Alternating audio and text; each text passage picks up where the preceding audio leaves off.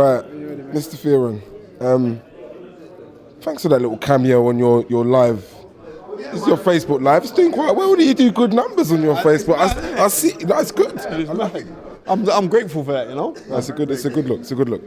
This fight here, let's sum it up very quickly. In your opinion, it's the battle of the barbershop. This is what this fight is. Let's swear down. I'm telling you this now. Let's not get fooled by what this fight actually is. This fight is the battle of the barbershop. And you know what I mean, and if I know you don't need to, you're Russell Fearon, so you ain't got no problem there, so you're kind of cool. But if we look at this fight in its entirety, it's not an easy gimme fight for Dillian Whyte for a couple reasons. Sometimes as we look on the body definition of Ian Lewison, Ian Lewison is not tough, like a sculptured Adonis. He's not. Ian Lewison is a kind of weigh you down kind of punch, even though he can punch, and he is game. And I think this is going to be a very, very good fight for the simple fact that 2002, Danny Williams fights Keith Long. Keith Long had 9 fights, 1 loss, 1 draw. We was looking at this is a mismatch. Danny Williams was a British heavyweight champion, but he was actually world ranked. It was like number 5 at the time in the WBA to challenge for Johnny Ware's title. And we looked at this with cynicism, like, give me a fight. So that you're cool. And it was 2 South London men. But where they sparred together, right, the fear factor inside that you'd get, I'm fighting a world-class fighter, was out the window because he was there saying, I'm fighting a man that I actually spar with, I've taken licks for, I know what the punching is like and all the rest of it. And I think this is the same here, where we know the amateur pedigree of what Ian Lewison had. He had a fantastic amateur pedigree. The man was on the same GB squad as Amir Khan, right? And he knocked out Solis, who went on in 2004 to win the gold medal in the Olympics. Do you understand? So he's from serious pedigree. Right? Good stock. Right, very, very good stock. Why didn't he make more of it? Desire. I've known him from a kid, and I think when you have that desire goes, that means all your talent don't mean nothing.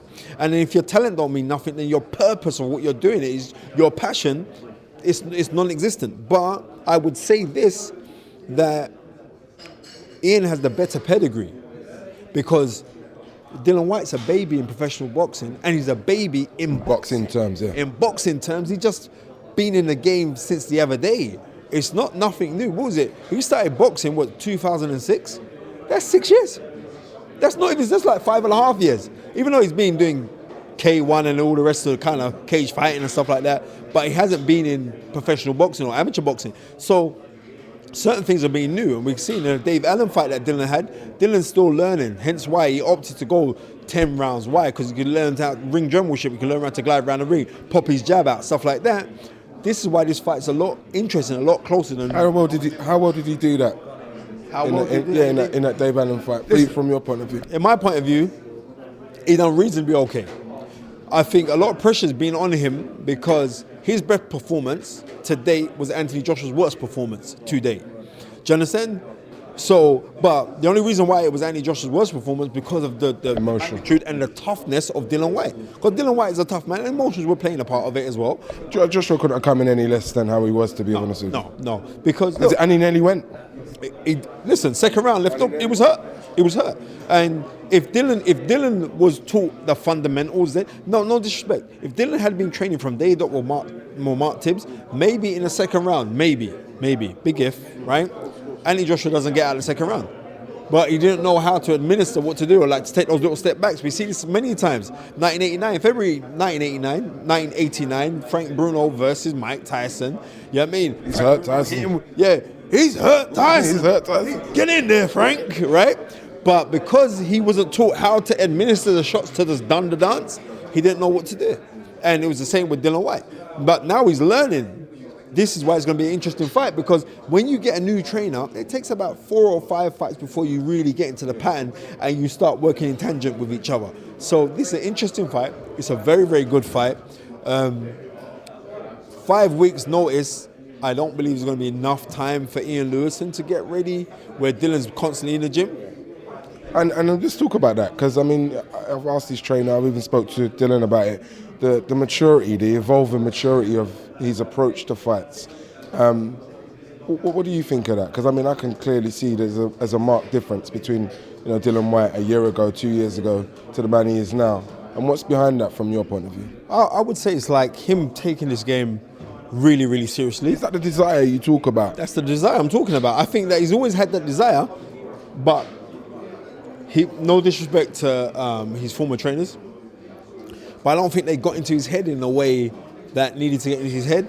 And then you're now around somebody like Mark Tibbs, who's very regimental.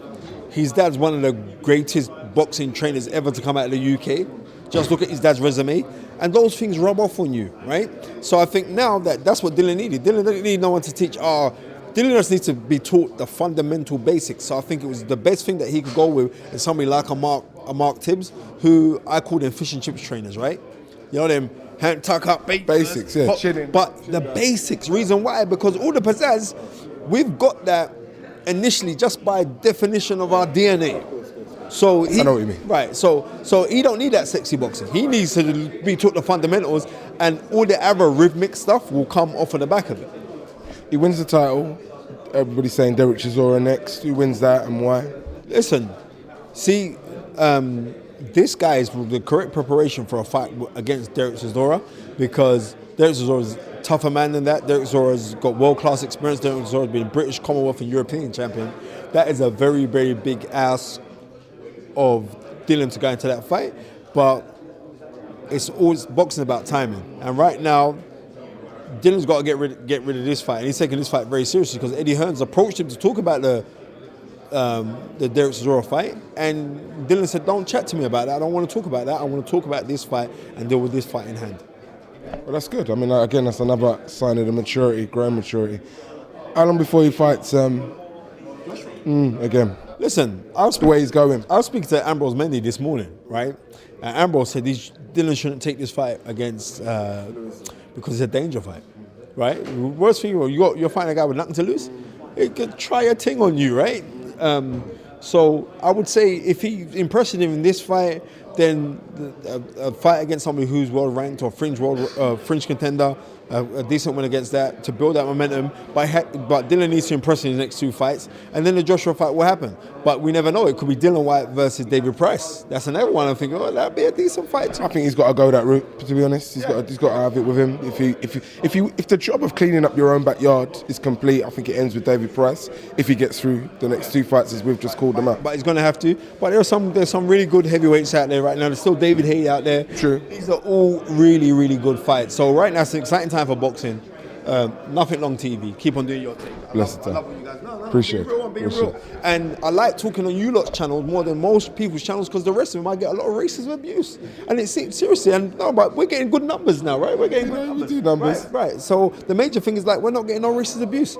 Judge me not because of my skin tone, but by the content of lyrics that I'm dropping on you guys, that you guys are going to leave and learn knowledge. And the thing what I notice is this, I pray every day, and I ask God to give me knowledge, and give me that title now. Right, so everyone should scrutinize that. But now I'm asking God for wisdom. So my knowledge is that I know what to say. You know what I mean? But now my wisdom now is to know when to say it. Exactly. Peace, two fingers, put God first, never come second. That's it. Blessed times.